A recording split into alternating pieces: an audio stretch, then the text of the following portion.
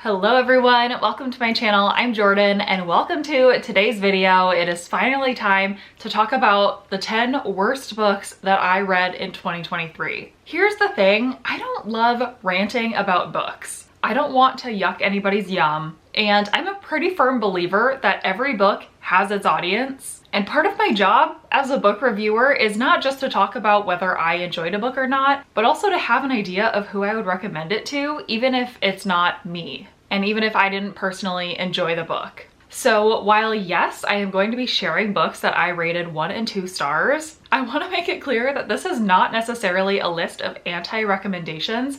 These are just books that did not work for me, but most of them do have fan bases and there probably are still readers that I would recommend them to. So hopefully you're not just here for the drama and you are open-minded to listen to what I actually liked and didn't like about these books. And you can potentially pick out the things that you might like in books and take it as a recommendation. Or maybe you know you have a similar reading taste to me and this is just a list of books to steer clear of. Either way, let's go ahead and get started. Like I mentioned, I have 10 books to talk about today. 4 of these books are 1-star books. The other 6 were 2-star books that I just have particularly either interesting or passionate thoughts to talk about that give them a reason that I included them in my top 10. We're gonna go in backwards order, starting from my number 10 worst book all the way up to my number 1 least favorite worst book of 2023. I don't own most of the books I'm going to talk about. I like to just collect my favorites. So I have unhauled most of the books. So I will include pictures of the books that I don't own physically, and I'll tell you why specifically I own the books that I do still own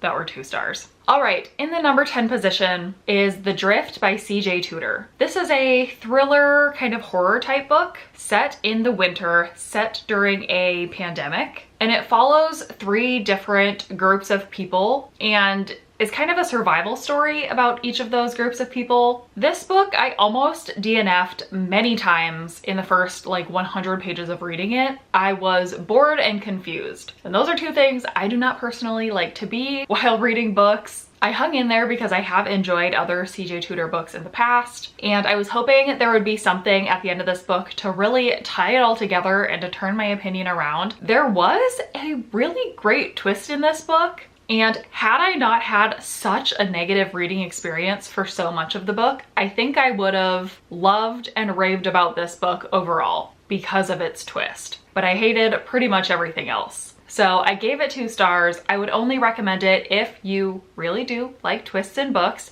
if you're okay with graphic and gory depictions in your thrillers, and especially noting that this one has to do with a virus pandemic. If that's triggering to you, I would not recommend it, but if you're okay with that, know that this has that. And then if you can go into it knowing you're gonna be a little bit confused and you kind of just gotta stick out the first part of the book to get to the end, maybe it'll be worth it to you. It wasn't to me, that's why it's on this list, but I guess I can say it was memorable. All right, my number 9 worst book of 2023 is Final Offer by Lauren Asher. This is the 3rd book in an adult romance series. It's called the Dreamland Billionaires series. It follows 3 brothers for the 3 books. The brothers are all billionaires and it's about them falling in love. I think I gave the first 2 books in the series 4 stars and 3 stars or something like that. So I generally enjoyed them and I was really expecting for this last book to be my favorite because this 3rd brother was the one I was most intrigued about. He's definitely the quiet, more emotional one. He has some really hard-hitting issues that have followed him through his life, trigger warnings for alcoholism, and I was excited to see him get his romance. However, in this book, I really hated that character. I do not feel like he took any accountability for any of his mistakes. And the female love interest in this book, I thought deserved way better than this billionaire brother who just thought he could buy his way out of any issue. This book is 580 pages long, and by the end of it, I had nothing to root for. So it was really, really disappointing, especially to wrap up this series. I did keep the book in order to keep the entire series and because I do love the covers, but man, I was disappointed by this conclusion and rated it 2 stars. All right, in my number 8 position is The Love Hypothesis by Ali Hazelwood. This might come as a surprise because I have pretty vocally loved Ali Hazelwood's other STEM romances. This is by far my least favorite though, and I'm really glad I didn't start with this one, because if I did, I probably wouldn't have picked up her other ones. I don't know why this book got the hype that it did. This romance made me extremely uncomfortable. It starts out with these two characters. The guy is a professor and the girl is a PhD candidate. And while she doesn't work directly under him, he is like faculty at this university where she's studying. And it starts out with the female main character being in this situation where she needs to convince her best friend that she's over this other guy. So she goes up to this professor and kisses him.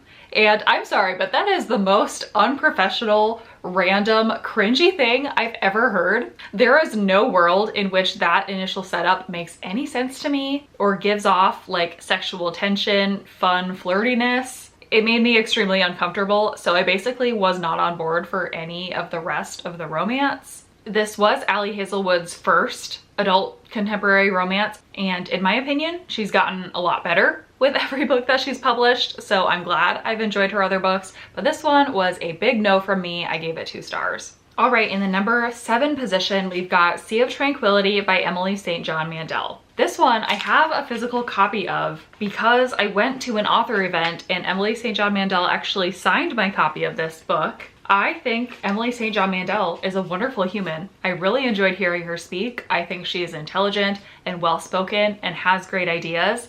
But this book did not work for me, and I'm kind of confused at why so many other people did like this book. I'm not even sure if I can remember enough about the plot to pitch it accurately, but it's a sci-fi, futuristic, almost dystopian type book that has to do with time travel and a colony of people who live on the moon. And I was mostly extremely confused while reading this book. It was hard for me to keep the characters straight. It was hard for me to keep the timeline straight. I didn't really understand exactly what was going on. And I think it's also because this is a very short book and it has very short chapters. So it's like you get a glimpse of what people are doing in one scene and one time, and then you immediately jump to another time and set of characters. And it's a lot of flipping back and forth, and I never grasped it.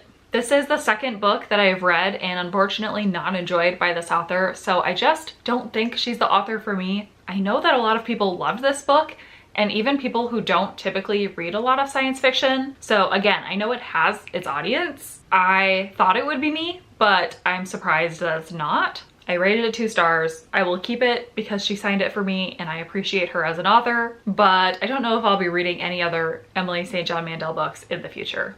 All right, the next book on my list is called The New Mother by Nora Murphy. This is a book I read on NetGalley. I had not heard anything about it. I didn't know anything about it. I had just read the synopsis and was interested in it, so I thought I would try it out and was severely disappointed. This is I guess, domestic thriller is what it's trying to be. It's about this new mother, as the title implies, who is on her postpartum leave from work at home with her newborn baby. She is struggling hard and she starts a relationship, a platonic relationship, with her neighbor who is, I think he's a stay-at-home dad, and he's got some creepy vibes about him. And at first she's just grateful to have a friend and get some help while she's struggling, but then it turns out that his motives might not be pure. And I said it's trying to be a thriller, like a mystery thriller, but there's no mystery here. It's just weird vibes and very one-dimensional characters. The thing that I liked about this book and that made me give it 2 stars instead of 1 is the postpartum representation in here. I do feel like this very accurately captured kind of the spiral you can go down as a new mother when you don't feel like your expectations were set correctly and you don't feel like you have any help or support and you are truly in survival mode, just trying to get by every single day and keep you and your baby alive. That's a really tough time, especially if you don't have anyone there to help you. And I appreciated seeing that in a book because I feel like it's not always talked about and definitely not covered in a lot of media or books. And I wish it would have stayed in that contemporary zone instead of trying to make it into a mystery thriller when there was no mystery to be found. There were no twists, there were no reveals. It was very clear who were the good characters and who were the bad characters. There was literally nothing else to the book. So it disappointed me. I gave it 2 stars. I'm glad at this point that I haven't seen anybody else talk about it. And in general, I wouldn't recommend it unless that postpartum experience is really something you need to read in a book and you feel like this could be the ticket for you, then sure, try it out. But if you're in it for a thriller, you will probably also be disappointed. All right, number 5 is Learned by Heart by Emma Donoghue. This is a book I got through Aardvark and I read it in an Aardvark reading blog. So I've already talked about my thoughts quite in depth here on my channel. This is a historical fiction book that also has a little bit of a romance between 2 girls who go to this boarding school together. Their boarding school experience is terrible. The conditions of this school are really bad. These 2 characters are pretty miserable, and I guess they end up finding solace in each other. My issue is that I don't love reading books that are just sad. I like there to be some sort of hopeful element or something that brings characters together that's not just shared misery. Also, these are underage girls, and there were quite a few explicit, intimate scenes in this book that I personally felt uncomfortable reading. So by the time I finished this book, I was just glad to be done. It did nothing for me. I was bored. I was grossed out. I was wholly saddened by it. So I gave it 2 stars, which honestly feels a little bit generous now, and it's my 5th least favorite book of the year. All right, we are getting into my top 4 least favorite books of the year, which means we are getting into 1-star territory. So my number 4 book is Twisted Love by Anna Huang. I read this book way back in January for a video I did reading the top 10 romances in the 2022 Goodreads Choice Awards. And this is the first book in a 4-book dark romance series. This book told me very clearly that dark romance is not for me. This is one of the books I'm talking about when I say I know this book has an audience. People love this series, and I'm not here to say that dark romance is not good or valid or shouldn't be enjoyed by people. I just do not enjoy it and will not seek it out in the future. This made me extremely uncomfortable. I didn't want to read it. I didn't want to listen to the audiobook. I don't know how I actually finished this book, but I did. And then I DNF'd the next book I tried in the series. I don't really have anything else to say about it other than it is just point blank not for me, and I'm glad I know. I gave it 1 star and I don't have to try any more dark romances in the future. Similarly, in the category of books that are in genres not for me, my number 3 least favorite book of this year is Patricia Wants to Cuddle by Samantha Allen. This is a horror book. It starts out by following these characters who are on this dating reality show, and then by the end goes completely off the rails. It sort of becomes about discovering this Bigfoot-like creature named Patricia and understanding what Patricia wants, and kind of a survival story of the people interacting with Patricia. This is overall categorized as a weird book, specifically a weird horror book, and I know about myself that weird horror books are not for me. I'm not very good at suspending my disbelief. I don't care to read about fictional creatures. I don't care to read about excessive gore. So everything with the Bigfoot portion of this book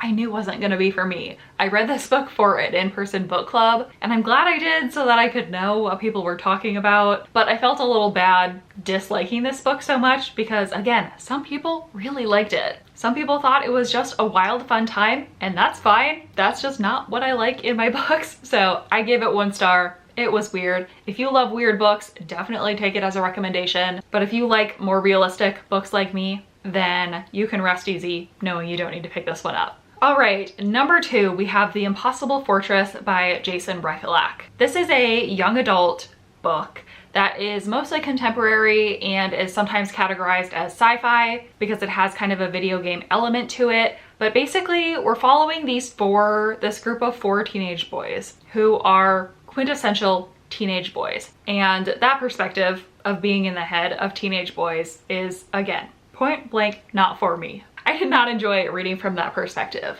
But anyway, these boys, they're trying to get access to a Playboy magazine. And so they're coming up with this heist of how to trick this store's daughter into giving them access to the store so they can steal the magazine. Just boys being boys, I guess. And then this one boy in the group starts to form a relationship with that girl. And so then he's torn between like his feelings for this girl that his friends are trying to take advantage of, and they're saying all kinds of mean things about her, and he's conflicted. I'm not sure if I was supposed to empathize with this main character, but I absolutely didn't. I hated pretty much everything about this group of boys. I hated what this main character was doing to the girl. I hated the twist that Jason Recolak tried to pull in this book. I hated everything about it. So I gave it 1 star. This one, I'm really not sure who I would recommend it to. Jason Recolak is a controversial author. He's the author of Hidden Pictures, which was an adult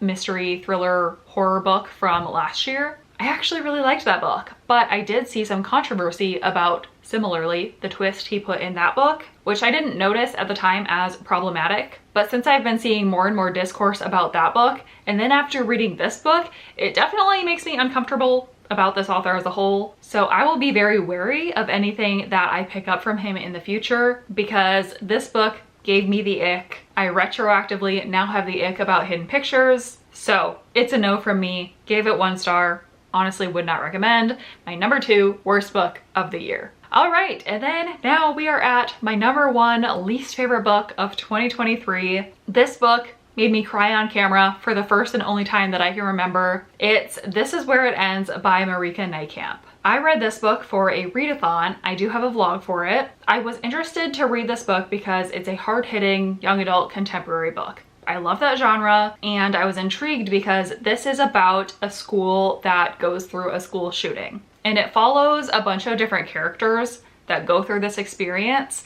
And unfortunately, I felt like this book was extremely insensitive to that sort of situation. Now, I might be biased because I am a mother, I have young children, and a school shooting is like my absolute worst fear imaginable. So of course it's gonna make me uncomfortable reading about students in this situation. This is set in a high school, so it's older students than my kids are. But I really thought I could be interested in this type of book depending on how it was handled. I just think that this book tried to make us sympathize with the shooter, which I had a problem with, and the way that characters reacted, not only during the event, but after the event, I thought was so unrealistic and, again, insensitive to how those characters would be feeling. I think I include a couple of spoilers about what happens in this book in that reading vlog, so I will just link you to it in case you're interested in additional details. If you don't want to read the book for yourself, but you want to know more about what was so disturbing about it, definitely go check that out. But yeah,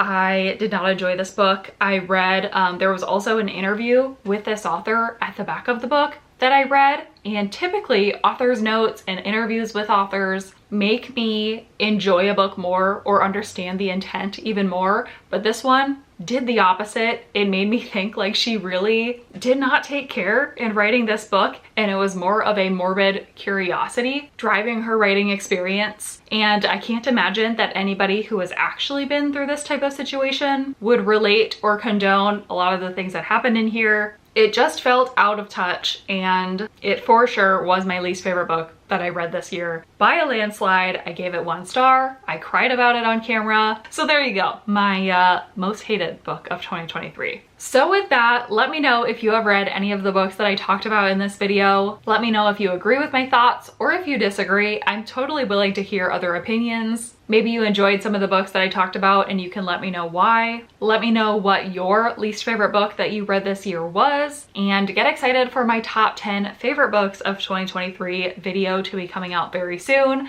I am much more excited to gush and love on books that I loved this year. So I'm excited for that video, and hopefully you are too. Other than that, I don't think I have anything else. So thank you so much for watching this video, and I will see you in my next one.